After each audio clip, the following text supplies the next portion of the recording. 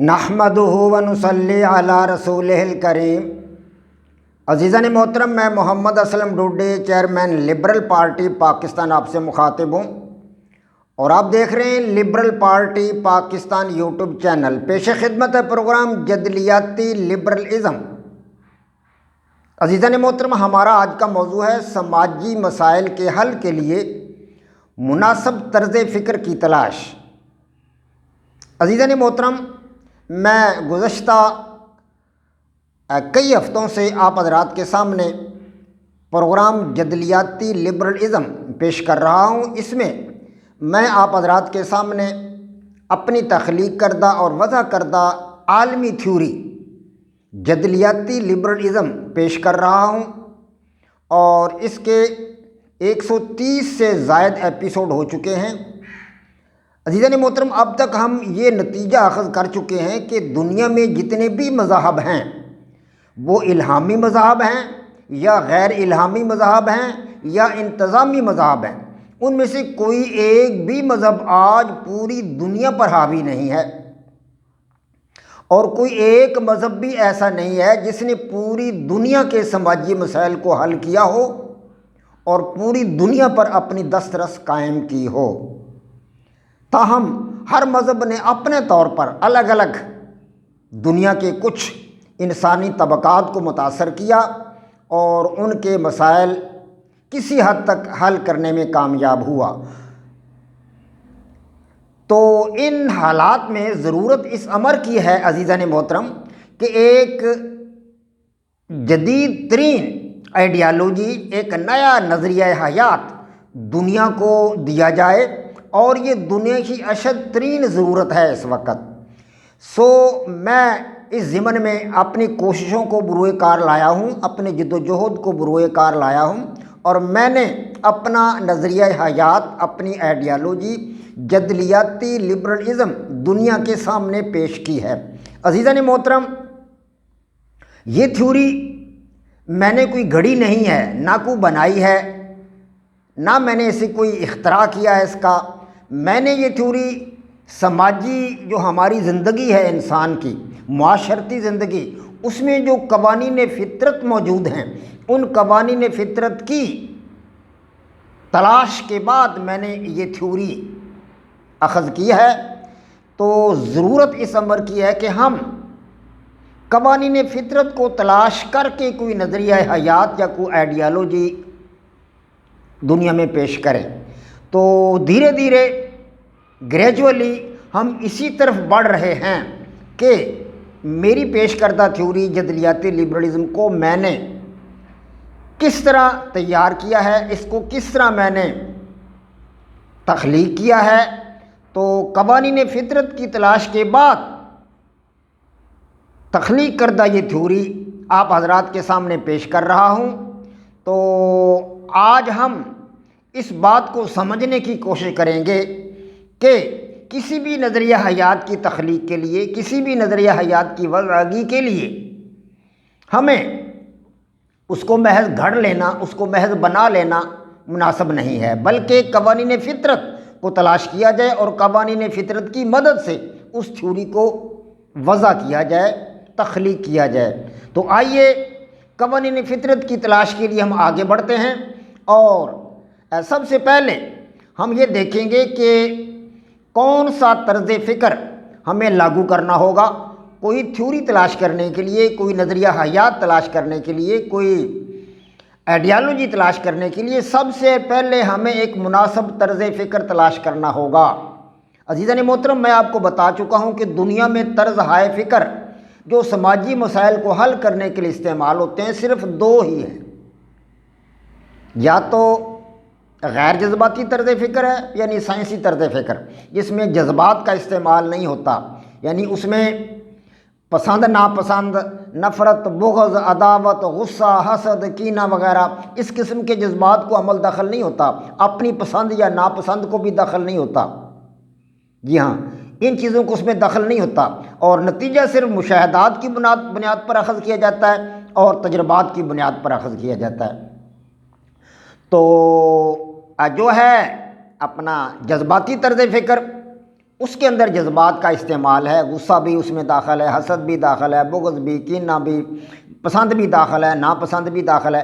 اس کو تو ہم بعد میں سمجھنے کی کوشش کریں گے۔ سب سے پہلے ہم غیر جذباتی طرز فکر، جو سائنسی طرز فکر ہے، اس کی مثال لیتے ہیں کہ غیر جذباتی طرز فکر سے آیا ہم کوئی نظریہ حیات تلاش کر سکتے ہیں، ہم کوئی طرز فکر تلاش کر سکتے ہیں۔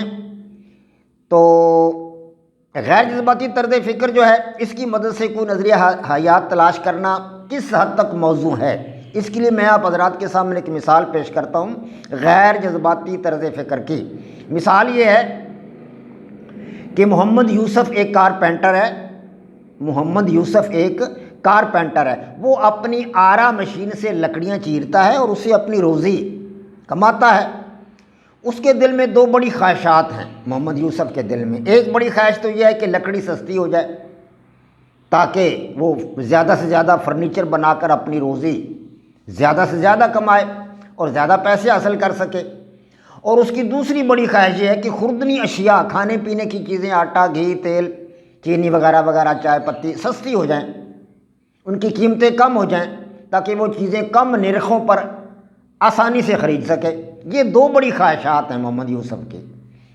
تو عزیزان محترم، ملک پر نیشنل پارٹی کی حکومت ہے اور نئے عام انتخابات دوبارہ ہونے والے ہیں۔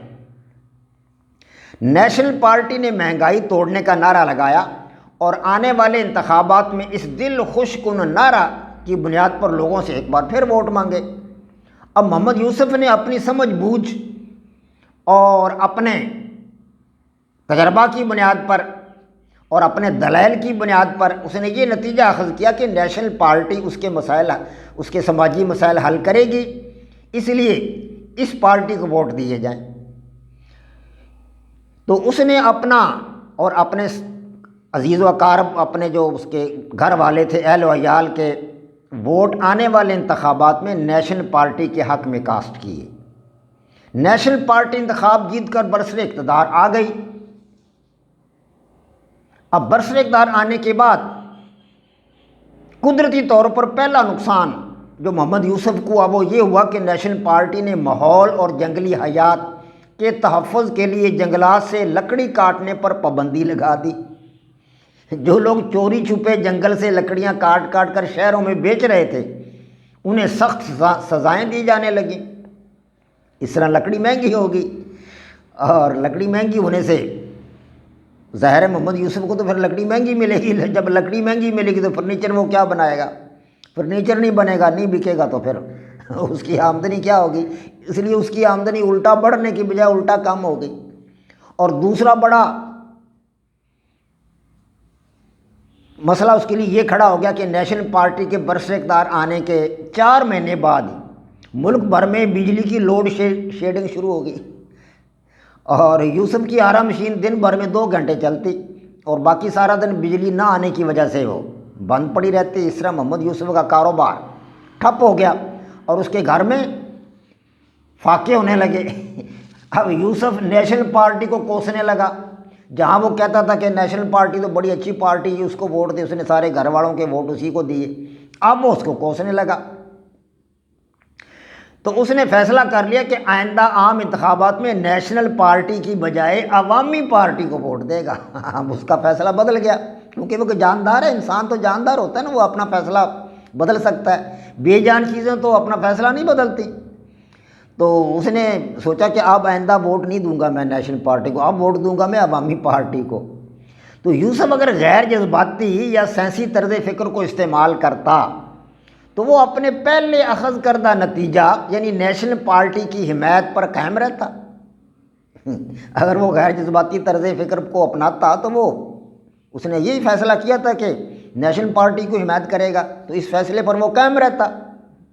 لیکن وہ جذبات اور احساسات کا پتلا تھا، اور اس کے جذبات اور احساسات حالات و واقعات اور اس کی پسند ناپسند وغیرہ کے تابع تھے، کیونکہ وہ جاندار۔